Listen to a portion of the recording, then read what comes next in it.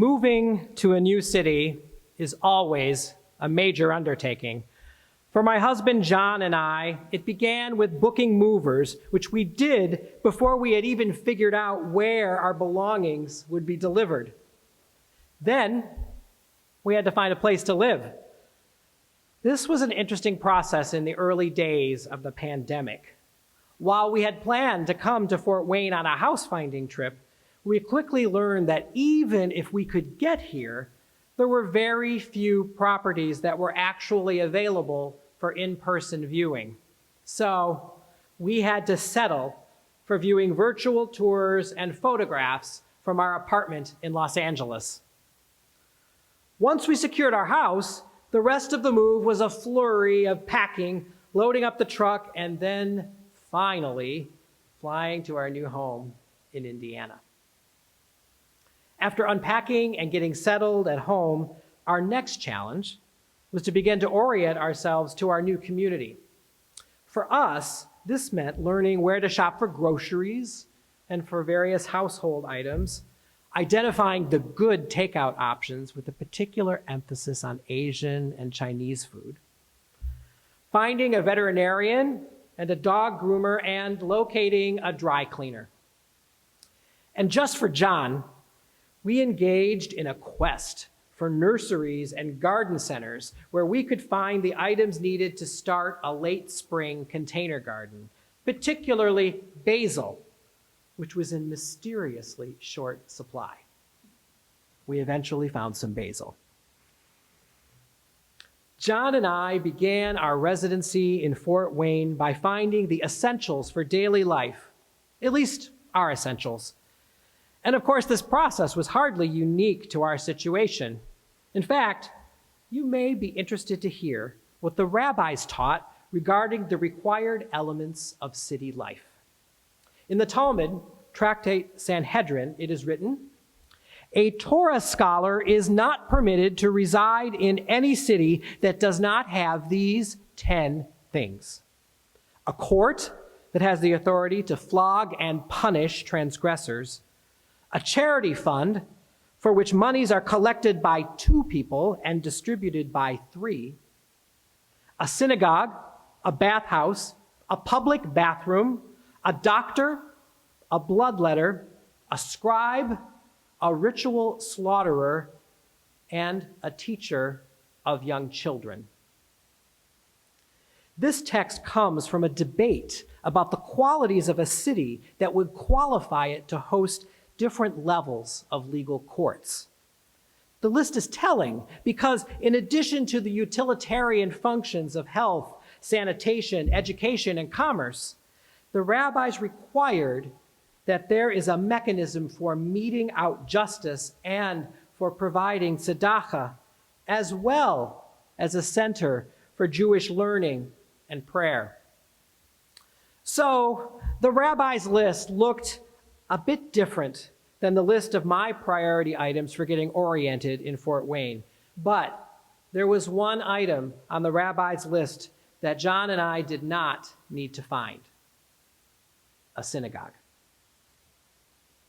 John and I have been welcomed and embraced by this wonderful community. And as I have begun my work in this congregation as your spiritual leader, it has been a delight and an honor to begin to get to know you as individuals and as a congregation.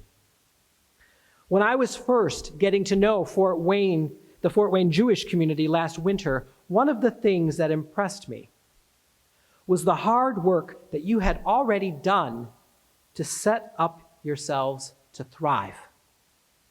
You had considered or consolidated a number of Jewish organizations onto this Rifkin campus, and you invested in the campus with the creation of the Madge Rothschild Resource Center. And after years of careful preparatory work on Simchat Torah 5780, almost 1 year ago, the 2 traditions of Judaism in Fort Wayne, Congregation B'nai Jacob and Congregation Achdut V'Shalom, celebrated their integration as one congregation.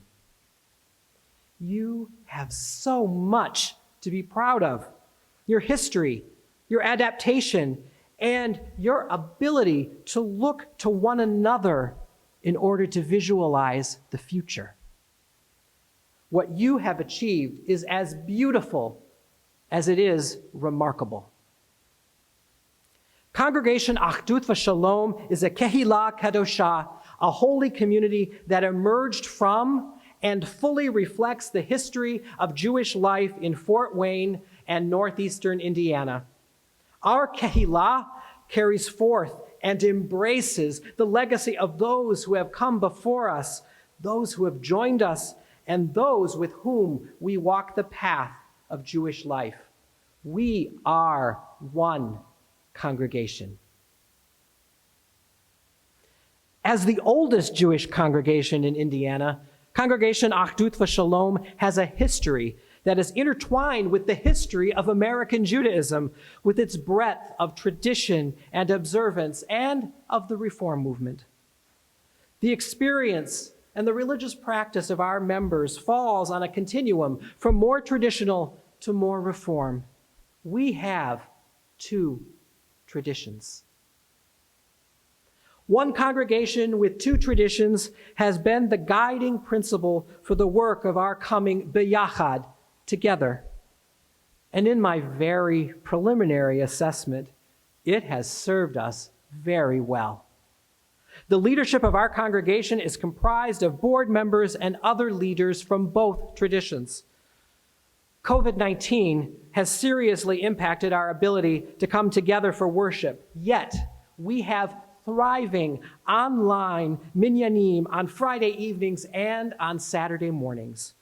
Today, as I speak, we have two traditional observances of Yom Kippur, each fully representing our congregation. And with the aid of video technology, both of our morning services are sharing this sermon.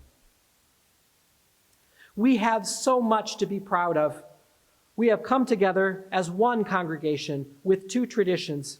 However, like any newly integrated organization or any blended family, we are having to deal with the realities of change.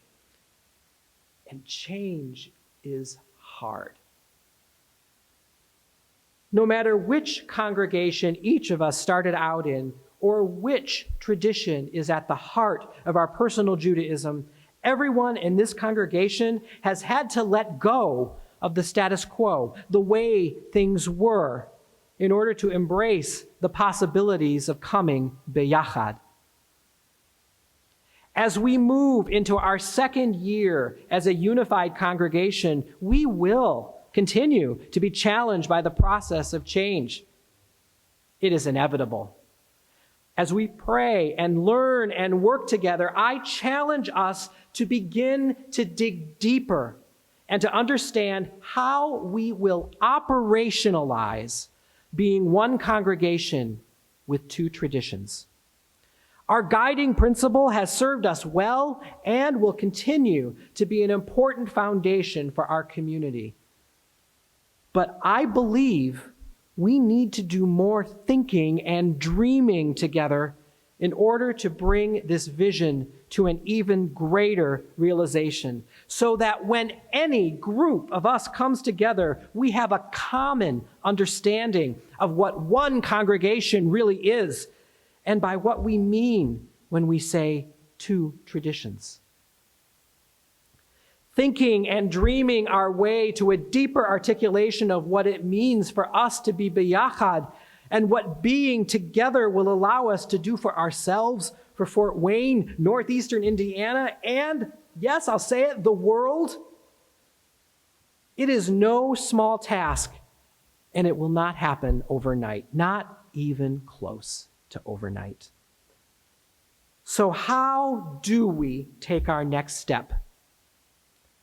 Well, that question is for us to decide as a congregation. However, when I look back to the rabbis in Sanhedrin and their enumeration of the essential elements of a city, I am inspired to consider what it would be like for us to think and dream together. I humbly suggest that we consider these values as we visualize our future, b'yachad. Number 1, kavod, respect. A healthy community is one where its members relate to one another from a basis of respect.